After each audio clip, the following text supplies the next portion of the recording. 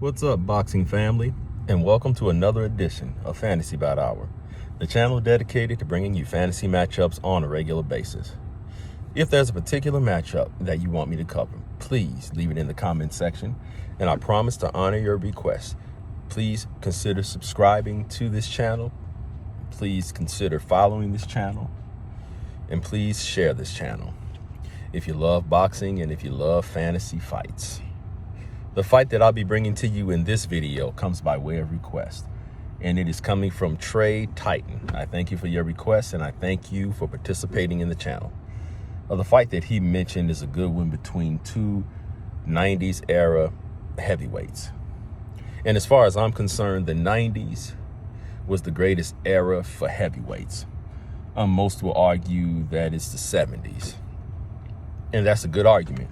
But for me, it was the 90s, because that's when I started watching boxing. That's when I started following boxing. And you had so many great heavyweights. And the beauty of it was that everybody was fighting each other. It wasn't all this ducking.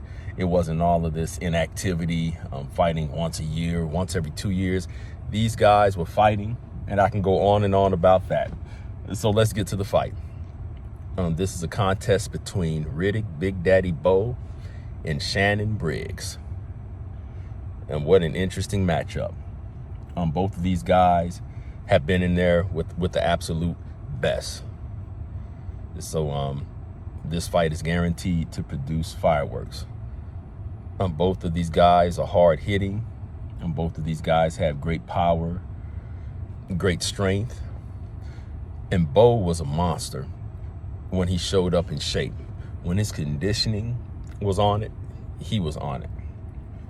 And Bowe, when he fought Holyfield for the first time, Bowe was so sharp. His punches was sharp, his jab, uppercuts, hooks.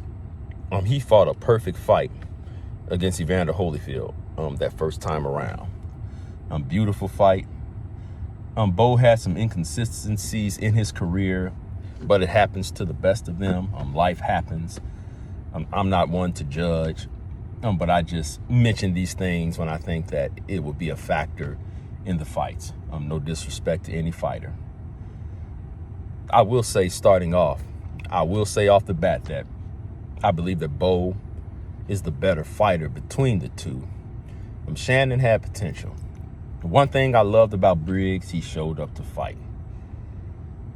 He was going to bring the fight to you. He was going to present a challenge, and he was going to be competitive. So, yes, he lost a lot of his big fights, but he was there to fight. What can I say? He shared the ring with Lennox Lewis. His fight with Botha was a tremendous fight, and Big George Foreman. But he was competitive. He was willing to fight. And, yeah, he was in there to win. Now, if Bowe comes into the fight and his conditioning is compromised, he's not in his best shape, he's not focused, then Shannon has a chance. He has a chance in the fight.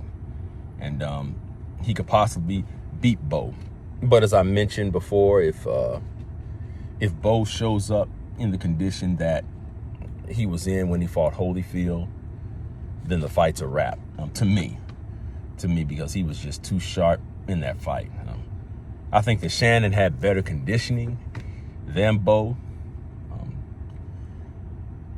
I can't remember if Briggs had asthma or something like that. Don't quote me on that. I'm not sure if that will play a factor in this fight, but let me get off of that. So with all that being said, this is a tremendous fight. This will produce fireworks. And I take back what I said. Even if Bowe is in shape, even if he is in tip-top condition, if Shannon comes in tip-top condition, it's not going to be a wrap. It's going to be a competitive fight. So let me correct myself there. Let me correct myself on that front. So let's see, how would this fight play out? How would it play out?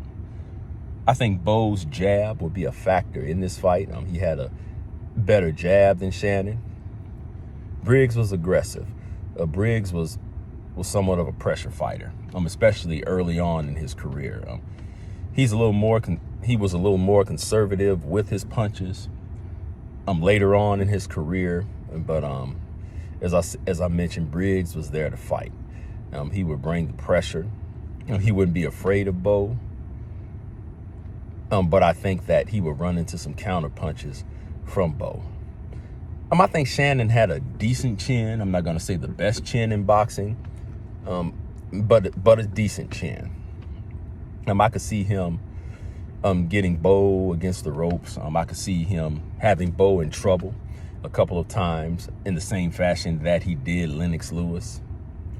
But if Bowe is in tip-top condition, Bowe is going to be ready for a war. He's going to be ready to trade. And so both guys are going to bring it. And I'm just seeing this fight in my mind's eye, and I'm getting excited just thinking about it. I'm literally watching these guys fight in my mind right now. So this would be one of those 90s classics that we rarely get to see, with the exception of Wilder Fury 3. That reminded me of one of those old 90s classics. So getting back to Bowe and Briggs. I can't believe that these guys didn't meet before. This is definitely one of those fights that should have happened. If Bowe would have stayed consistent, if he would have stayed in shape. And we can't forget that Holyfield 2 was Bowe's only defeat, and which is debatable. The fight could have went either way, in my opinion, but nevertheless, that was his only loss. So getting back to the fight, I think Bowe is the better overall fighter. Briggs is a very dangerous fighter. Briggs could hurt you. And so if Briggs catches you slipping, he'll clip you. He will clip you. So the best way to fight Shannon Briggs is to outwork him, out-hustle him. That's Bowe's best strategy, and I think Bowe could do it.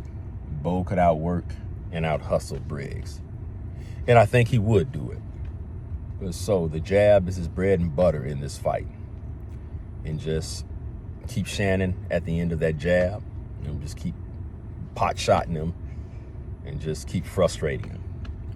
I think Briggs could get frustrated, and I see Bowe frustrating Shannon in this fight. So as I mentioned before, Shannon is a dangerous fighter, and I think he'll clip Bowe a couple of times. No matter how great you are, you're not going to get into the ring and not get hit. That's just not the reality. So I can see Shannon having his moments. But as I said, if Bowe comes in tip-top condition, I'm not trying to contradict myself, but if he comes in tip-top condition, I think the fight would still be competitive.